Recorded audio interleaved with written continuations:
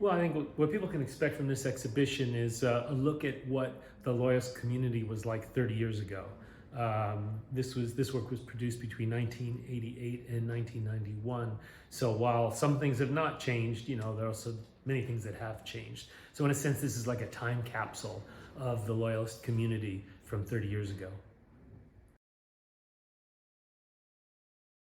So when I first came here in 1988 with a journalist from the San Francisco Examiner to do a general look at the Troubles 20 years on, I was captivated by the Protestant community. It was something as an American that I just didn't know about. In the States, you would, of course, hear about the IRA and the British military and, the overall situation for the Catholics, but you never heard about this group of people that were such an integral part of this conflict.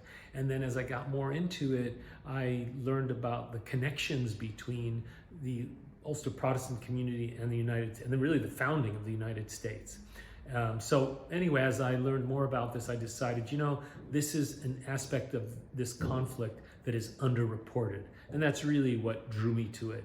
I've always through my career looked for stories where it's either underreported or I could find a fresh angle to a story that we think we know about.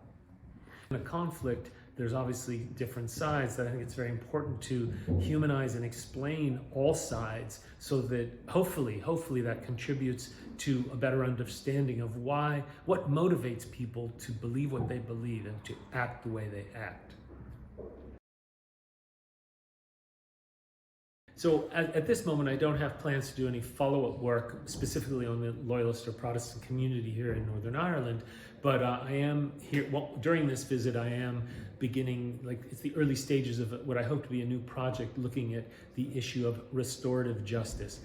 So when I talk about restorative justice, what we're really looking at are the issues of identity and inequality, which seem to be factors that in all conflicts around the world that I've had the chance to sort of document or witness seems, are often some of the crucial elements that go into causing these problems. So my hope is to return here and to continue work on this new documentary and, sort of shed light on also some of the amazing work that has been done throughout Northern Ireland, looking at the issue of restorative justice. How do we bring these communities together? How do we restore some sense of justice and equality?